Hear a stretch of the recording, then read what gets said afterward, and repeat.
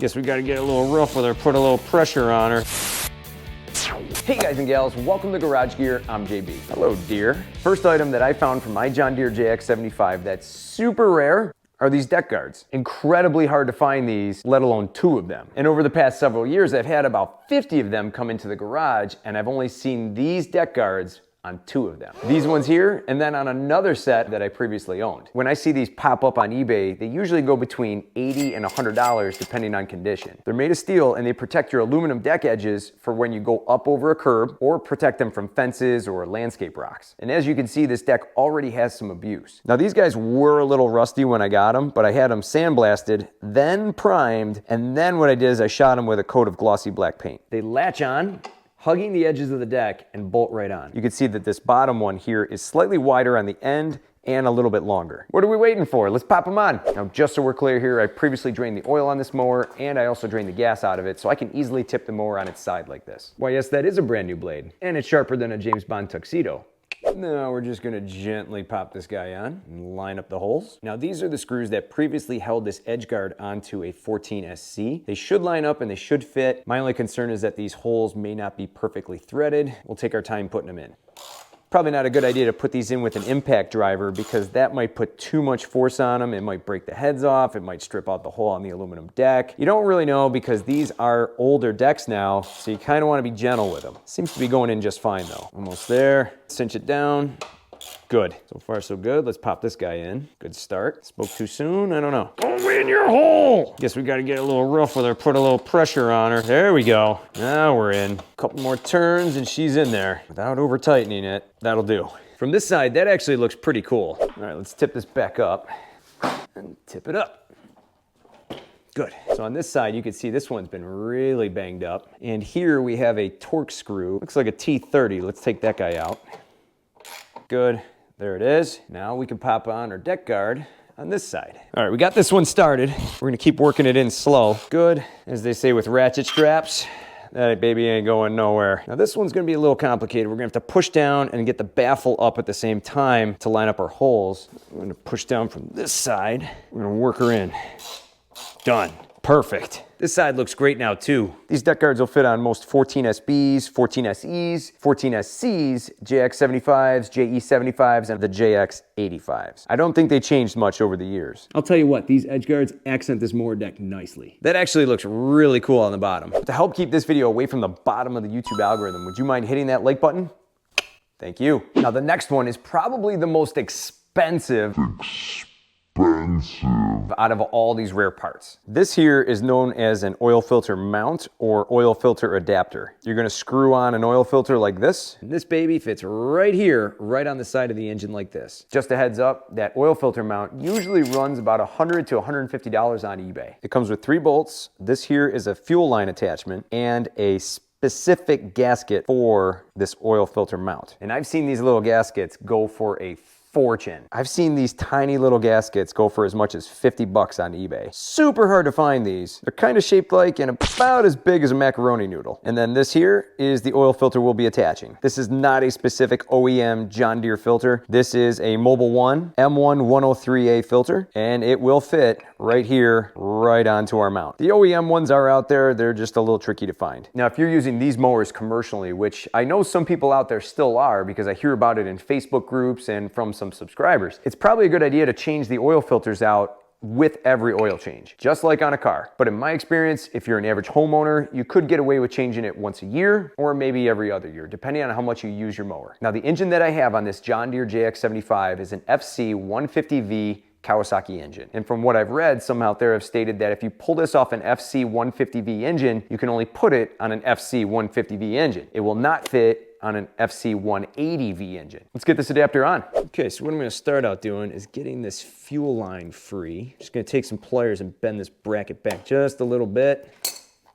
That should do. Good. Now we got 3 10mm bolts. We're gonna loosen these babies up. There we go. And I'm gonna stick a paper towel down here because I have a feeling we're gonna get some drippy going on. It's 1 screw out. Now we'll go here to the bottom. There we go. And to the top. Aha! A little drippy.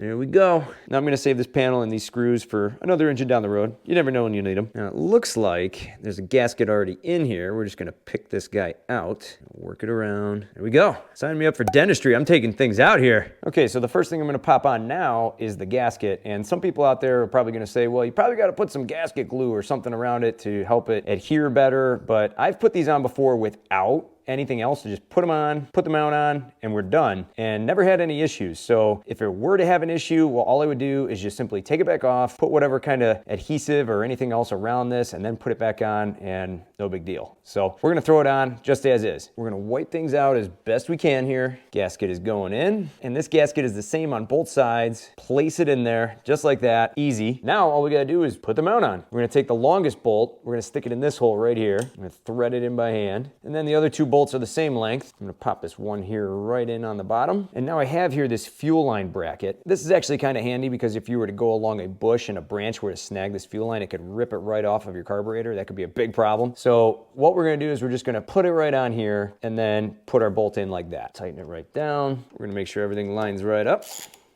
Before I put that hose in, we're gonna tighten all three of these.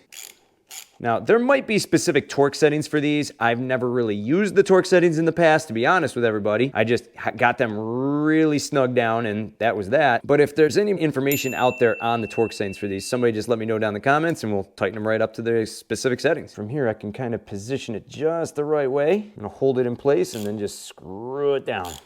And for an added measure, we're just gonna clamp it back. So now that's on, that looks pretty cool. This is basically the same setup you're gonna see on a JX75, or perhaps on an older 14SC. So now here we are back at the workbench, and just like the oil filter on your car, what you wanna do is take this rubber ring and coat it with some oil. So I have some 5W30 full synthetic here, rub it right around the ring, and life is good. That's all it needs. And now we're gonna take this filter and just simply screw it on. On she goes. Now, something very important here that the garage geezer taught me many, many years ago. Anytime you put an oil filter on like this, you put it on and you hand tighten it. You do not use a tool to tighten it down. You may not be able to get it off at that point. Good to go. Would you look at that? That looks beautiful. Look at that engine from the side here. That looks awesome. This is definitely going to help keep the engine oil cleaner longer, giving it extended engine life. Is that an oil filter there, or is this engine just happy to see me? So now you're probably saying, JB, what's the next step? Well, at this point, we got to fill it up with some oil. And it's going to take a little bit extra oil at this point because we've added more space now for all the oil to travel into. So we're going to add a bit more oil. We're going to use the dipstick and fill it up to the right level. Now these babies with the dipstick, you just set it on top,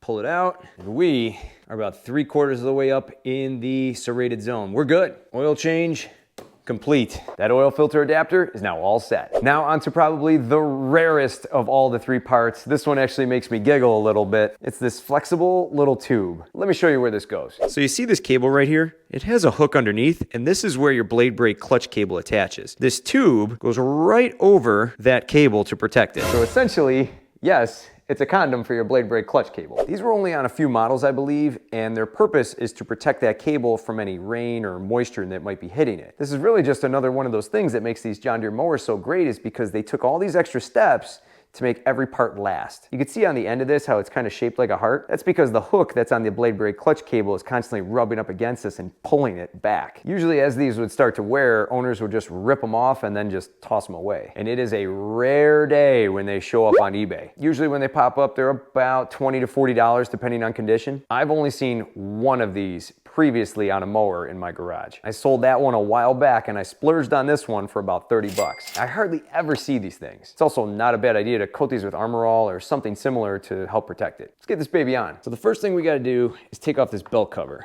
Take off this plastic bolt here on the back, set that up top, and off comes our cover. And then we got two nuts right here on each side of this mount. We're gonna take a 13mm wrench and we're just gonna loosen up one of them.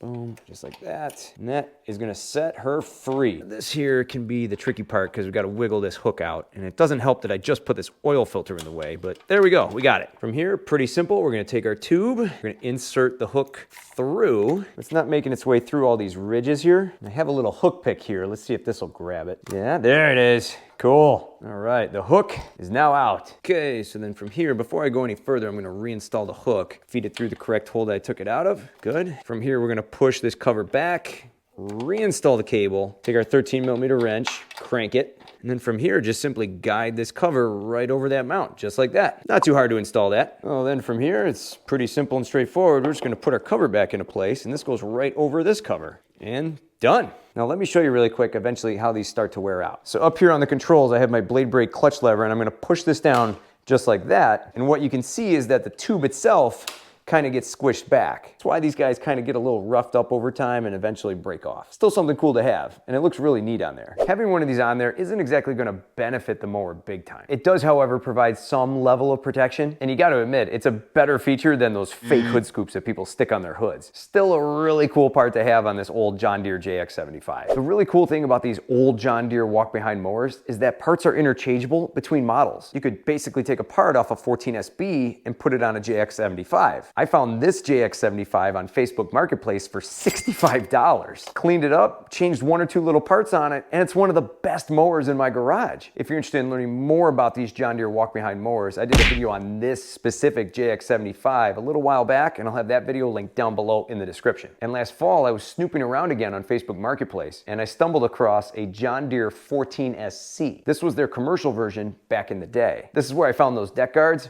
and the oil filter mount. And other than the transmission, the deck guards, and the oil filter mount, that mower had been beaten to hell. I parted it all out and kept the good stuff. What's really cool is that all these add-ons make this mower better. Again, if you find one of these mowers for a decent price in your local area, grab it. I see them pop up all the time for less than $150, and if you buy them at that price and use it for a handful of years, you could then go ahead and sell it again and probably get your money back. So it's basically like you cut your lawn for free. They hold their value, and if they're in good working order, they run for many, many years. Plus, they're worth a fortune in parts because John Deere stopped making these mowers years ago, along with all the parts. We gotta take this baby for a spin. I love these mowers, and they are arguably some of the best mowers built between the 80s, 90s, and early 2000s.